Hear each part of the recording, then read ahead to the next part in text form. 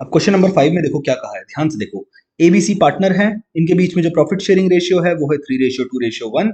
इन्होंने डी को लिया पार्टनरशिप के अंदर कितने शेयर के लिए, 1/4 शेयर के लिए। आई डोंट केयर, आगे बढ़ते हैं। फॉर दिस पर्पज हमें गुडविल निकालनी है। गुडविल की वैल्यू क्या है, 3 times the average and profit. 3 times का मतलब नंबर ऑफ ईयर्स परचेज दे रखे हैं 3, एवरेज किस प्रॉफिट का, प्रीवियस 4 या फिर 5 years, whichever is higher. क्या बात है सर, ये तो पहले हमने कभी पढ़ा ही नहीं।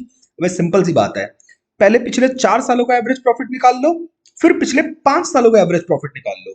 जो भी एवरेज प्रॉफिट ज्यादा होगा उनमें से, पिछले 4 सालों के या 5 सालों में, उसको 3 से मल्टीप्लाई कर देना, गुडविल आ जाएगी। तो देखो, for 4 years, for 5 years, average profit देखो 4 ईयर्स का कितना हो जाएगा। तो देखो कौन से 4 लेंगे, ये 4 लेंगे या ये 4 लेंगे, ये चैलेंज है। साफ सीधी बात बता रहा हूं भाई, लेटेस्ट वाले 4 ईयर्स लेने हैं। तो नीचे से 22, 21, 20 और 19, इन 4 सालों का एवरेज लेना है। तो अगर हम इन सभी को प्लस करें तो हो जाएगा 120 प्लस 150 प्लस 1,10,000 प्लस 2 लाख, ये आ गया 580, 5,80,000 अपॉन में हो जाएगा 4, और हमने इसको पाया कितना, 1,45,000। पिछले 5 सालों का अगर एवरेज प्रॉफिट निकालू तो कितना निकल के आ जाएगा, कुछ नहीं है। आप यहाँ पे इसे सबको पांचों को प्लस कर दोगे तो ये आ जाएगा 7,10,000।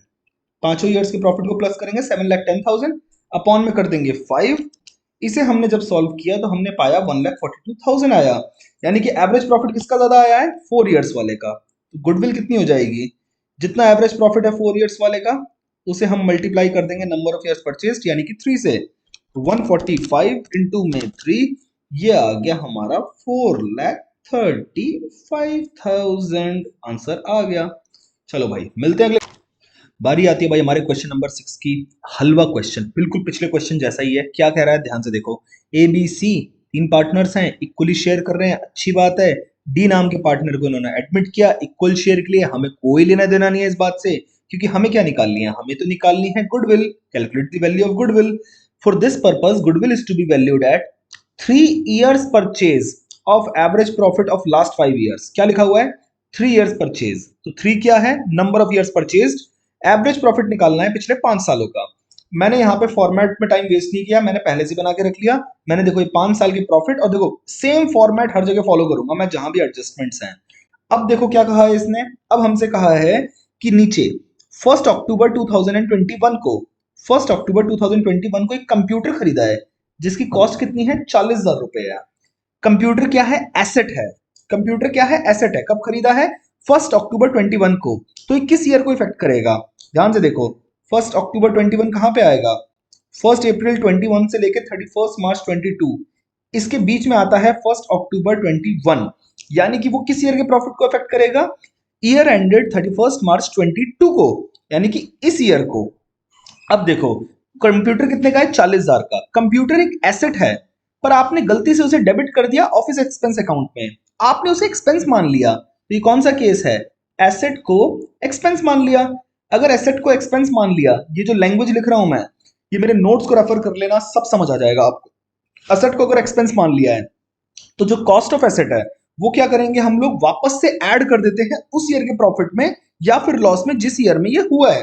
तो हम 40,000 को यहाँ पे ऐड कर देंगे, पर हाँ इस पे जो लगने वाला डेप्रिसिएशन है वो तो माइनस होगा। माइनस कैसे होगा भाई, 40,000 का 25% कितने महीने के लिए, 1 अक्टूबर को हुआ है। बेटा जरूर ध्यान से नंबर ऑफ मंथ्स देख लेना, 1 अक्टूबर से 31 मार्च होंगे 6 मंथ्स। तो भैया 40,000 का 25%, 6/12, 40,000 का 25% इंटू 6/12, 5,000 माइनस कर देंगे 5,000। और बाकियों में तो कुछ है ही नहीं, बाकियों में तो कुछ है ही नहीं। आप एज इट इज लिख लो 60,000, 1,50,000 20,000 का loss, 2,00,000 185, 185,000 plus 40,000 minus 5,000, this is 2,20,000। फिर उसके बाद हम सबको प्लस कर दें अगर, तो 60,000 plus 150,000 minus 20,000 plus 2 lakh plus 2,20,000, 6,10,000। ये आ गया टोटल एवरेज का। अब एवरेज प्रॉफिट निकालेंगे। 6,10,000 जो टोटल आया है इसे डिवाइड कर देंगे नंबर ऑफ ईयर्स से, जो कि कितने हैं 5 है। 5 से डिवाइड करा तो ये आ गया 1,22,000। और फिर हमारी गुडविल कितनी आ जाएगी, गुडविल इज इक्वल टू जितना आपका एवरेज प्रॉफिट आया है उसे मल्टीप्लाई कर दो नंबर ऑफ ईयर्स परचेज थे विच इज 3। ये आ गया 3,66,000 इज द आंसर। चेक कर लें एक बार, 3,66,000 इज द आंसर। मिलते हैं अगले क्वेश्चन में, बाय बाय।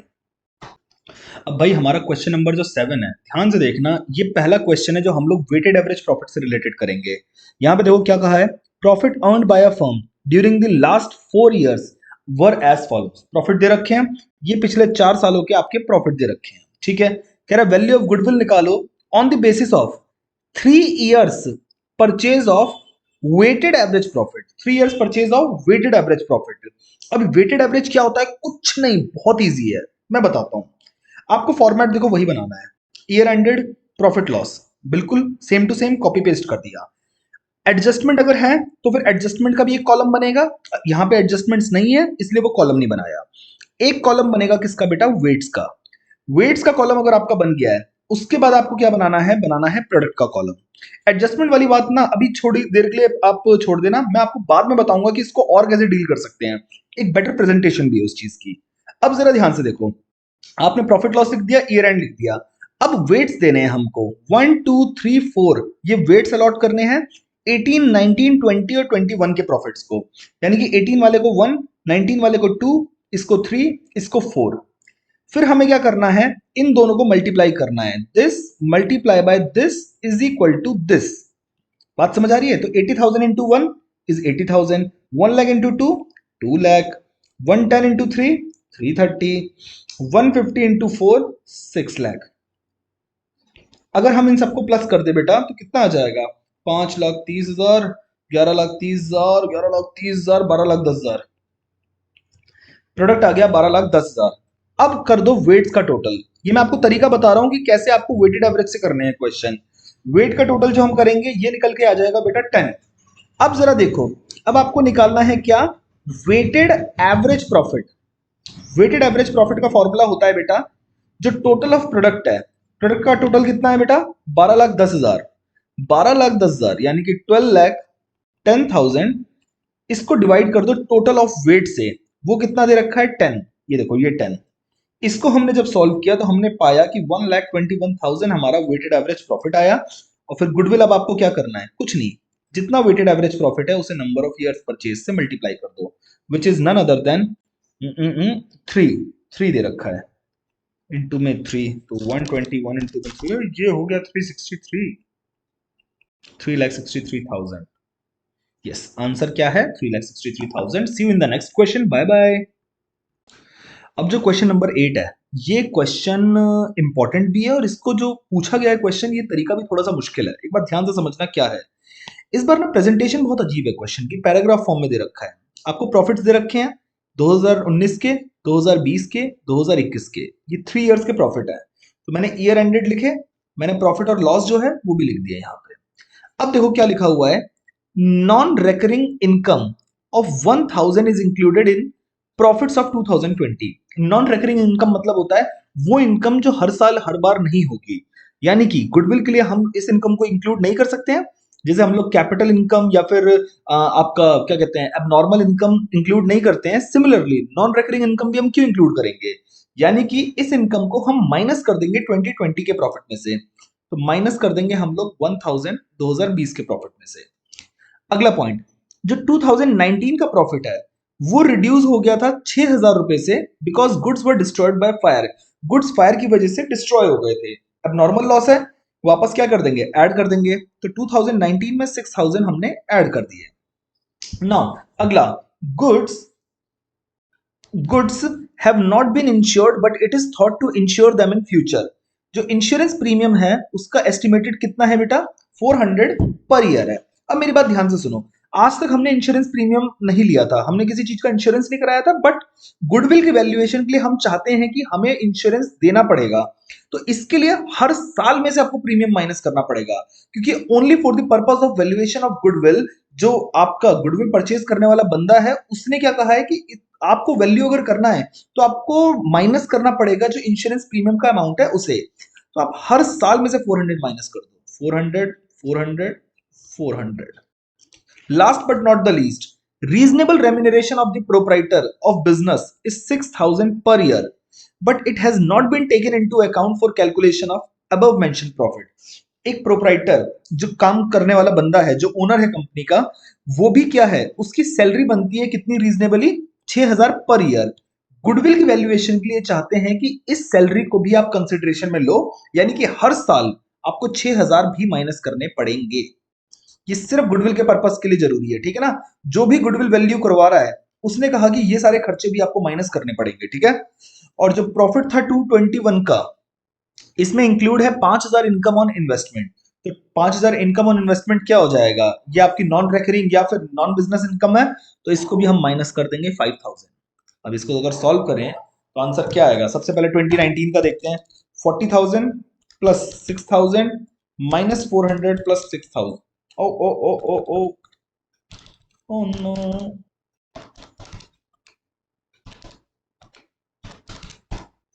39,600।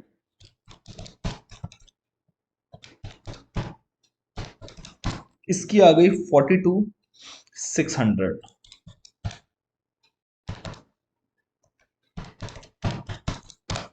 इसकी आ गई 48,600। अगर हम इनका टोटल करें,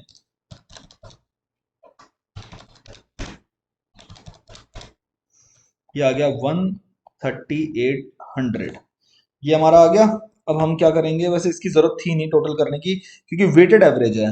वेटेड एवरेज है 2 years purchase of weighted average profit of past 3 years. तो जल्दी से एक बार यहाँ पे मैंने ईयर लिख दिया, यहाँ पे मैंने एडजस्टेड प्रॉफिट जो आया है वो लिख दिया, यहाँ पे मैंने वेट्स लिख दिए, यहाँ पे मैंने प्रोडक्ट लिख दिया।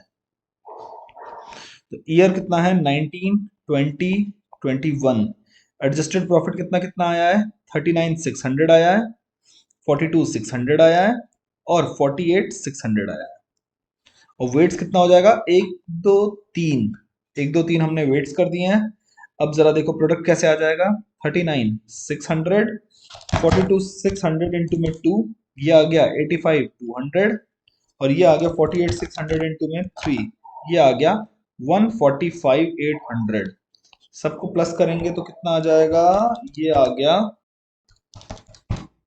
270,600। अब इसका प्रोडक्ट का टोटल, वेट का टोटल कितना हो जाएगा, 6। तो वेटेड एवरेज प्रॉफिट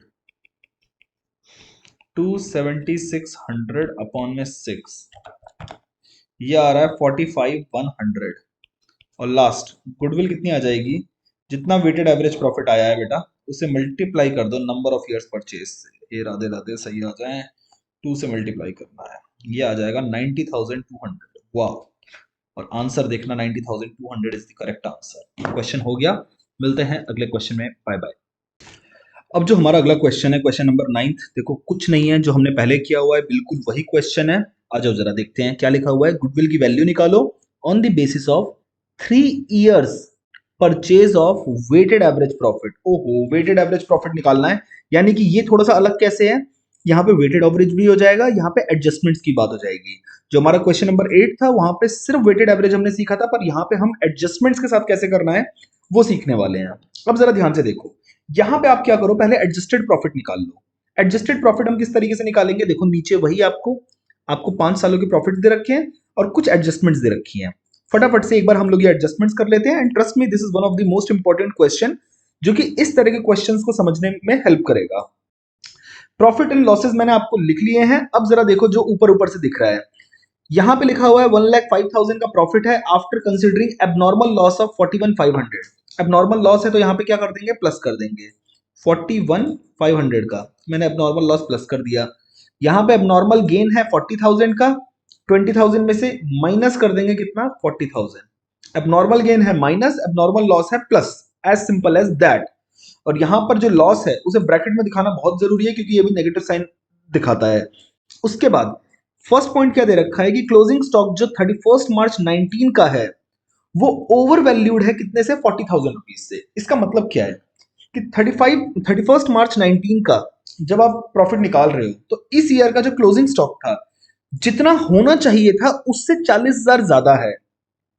अगर आप लोगों ने मेरे नोट्स पढ़े हुए हैं तो वहां पे आपको पता होगा कि क्लोजिंग स्टॉक अगर ओवर वैल्यूड है तो बेटा वो क्या हो जाता है, माइनस होता है उस ईयर के प्रॉफिट में जिस ईयर में ये ओवर वैल्यू था। रीजन क्या है, देखो आपका ट्रेडिंग अकाउंट होता है, ट्रेडिंग अकाउंट में बाय साइड में आता है क्लोजिंग स्टॉक। अगर आपका क्लोजिंग स्टॉक ओवर वैल्यूड है, जरूरत से ज्यादा है, तो आपका ग्रॉस प्रॉफिट भी क्या आ रहा होगा, जरूरत से ज्यादा आ रहा होगा। ग्रॉस प्रॉफिट अगर जरूरत से ज्यादा आ रहा है तो फिर आपका जो नेट प्रॉफिट आ रहा होगा वो भी जरूरत से ज्यादा आ रहा होगा। तो जरूरत से ज्यादा वाला प्रॉफिट हमें क्या करना है, खत्म करना है। तो हम माइनस कर देंगे जितना भी क्लोजिंग स्टॉक ओवर वैल्यू हो रखा था।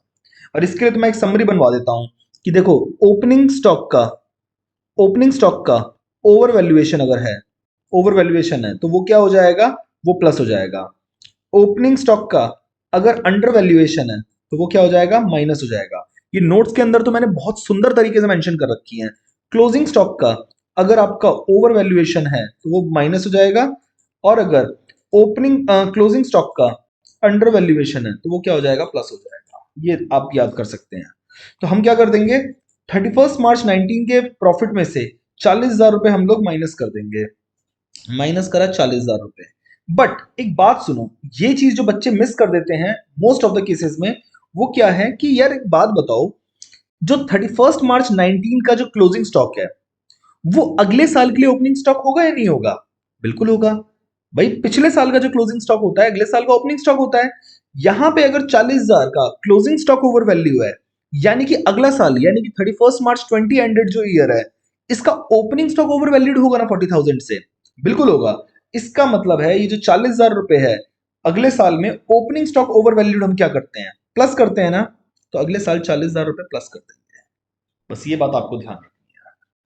फिर हमारी अगली चीज क्या कह रही है, हमारी अगली चीज है सेकंड पॉइंट, रिपेयर हुआ था मशीनरी में 60,000 रुपीज का। मशीन में एक नॉर्मल रिपेयर हुआ था, गलती से हमने उसे डेबिट कर दिया मशीन अकाउंट के अंदर।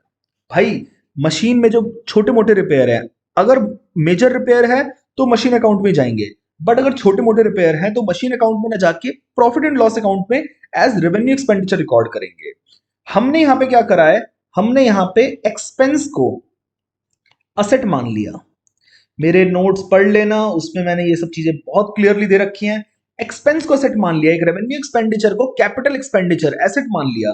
तो हम लोग क्या करेंगे, जो भी कॉस्ट ऑफ एसेट है यानी कि यहां 60,000 है वो माइनस कर दो, और इस पे लगने वाला जो डेप्रिसिएशन है वो प्लस कर दो।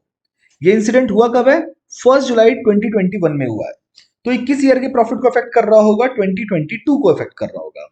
तो हम क्या करेंगे, यहाँ पे जो कॉस्ट ऑफ एसेट है 60,000 वो माइनस कर देंगे। इस पे लगने वाला डेप्रिसिएशन कितना है, देखो 60,000 इंटू में 20%, इंटू में 1 जुलाई से लेके 31 मार्च तक का हमें क्या करना है, पीरियड कैलकुलेट कर लेना है। तो ये 9 मंथ्स होते हैं, 9/12। तो ये अगर मैं सॉल्व करूं तो आएगा 60,000 इंटू में 20% इंटू में 9/12, दिस इज 9,000। तो 9,000 हम लोगों का क्या हो जाएगा बेटा, प्लस हो जाएगा। अब डेप्रिसिएशन का इफेक्ट सिर्फ इस साल में तो रहेगा नहीं, अगले साल में भी रहेगा, यस और नो, पहले भी मैंने आपको बता रखा है।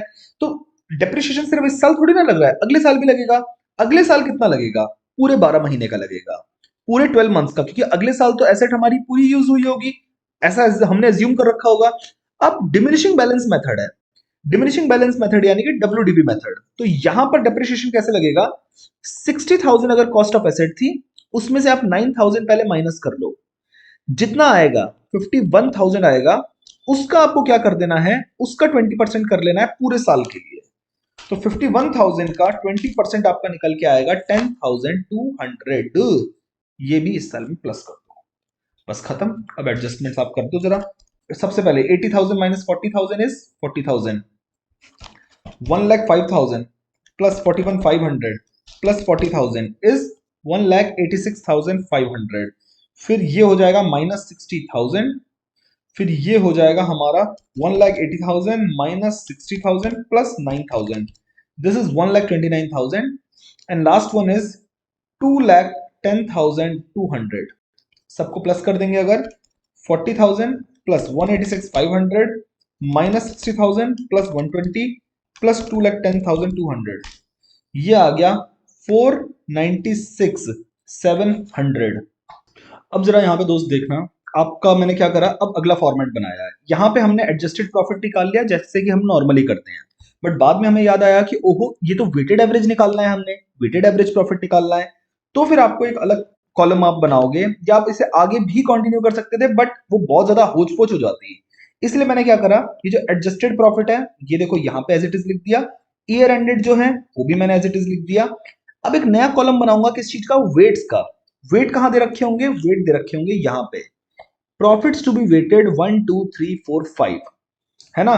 The greatest weightage to be given to last year, last year मतलब जो 31 मार्च 23 है, इसको सबसे ज्यादा वेटेज मिलनी चाहिए, यानी कि ऊपर से नीचे आना है।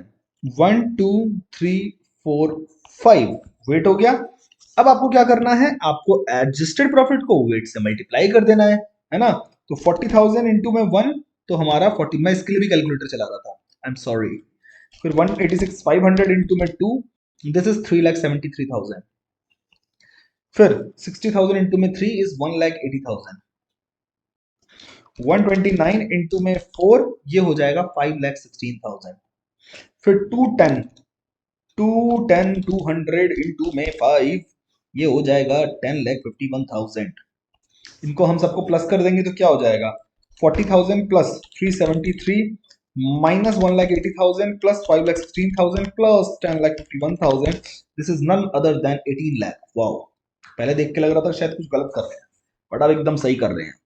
तो यहां से आपका वेटेड एवरेज प्रॉफिट कितना आ जाएगा, weighted average profit is equal to जितना आपका टोटल ऑफ, ये टोटल ऑफ प्रोडक्ट आया है वो आप प्लस कर दो, अपॉन में टोटल ऑफ वेट्स कितना आया है आपका, ये आएगा 15, उससे डिवाइड कर दो। डिवाइड किया 15 से, ये आ गया हमारा 1,20,000। और गुडविल कितनी आ जाएगी, जितना वेटेड एवरेज आपका प्रॉफिट आया है उसे मल्टीप्लाई कर दो नंबर ऑफ ईयर्स परचेज से, विच इज 3 ईयर्स।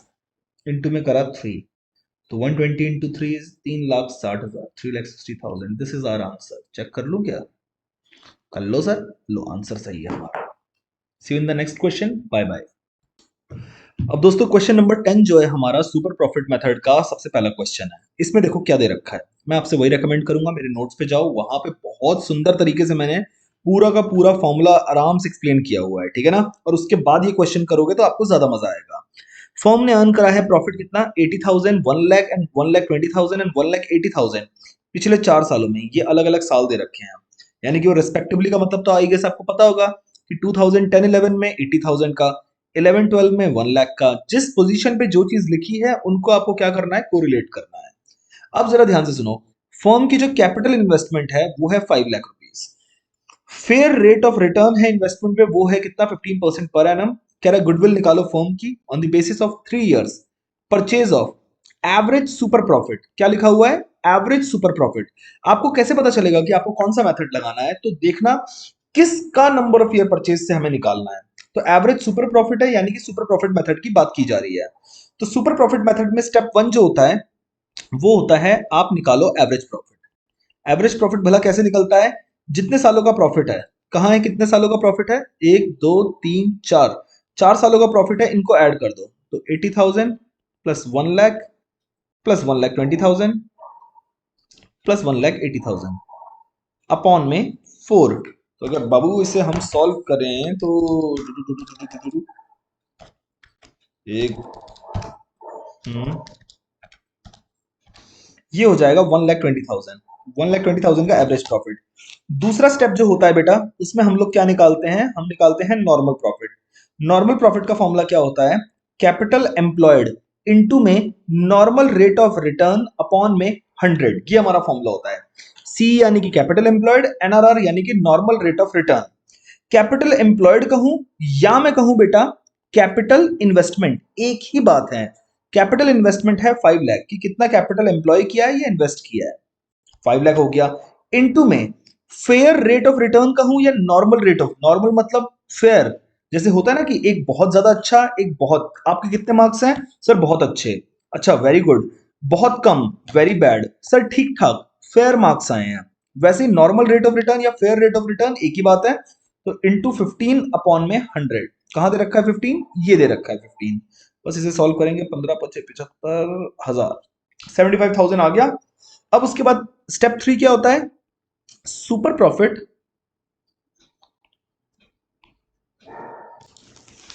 अब सुपर प्रॉफिट हम निकालेंगे तो उसमें इसका फॉर्मूला क्या होता है, जो एवरेज प्रॉफिट आपका निकला है, अरे अरे अरे अरे हैंग हो गया क्या, सुपर प्रॉफिट का फॉर्मूला होता है average profit minus normal profit. Average profit कितना दे रखा है बेटा, 1,20,000 हमने निकाला है, ये देखो ये रहा। और नॉर्मल प्रॉफिट कितना है, 75,000।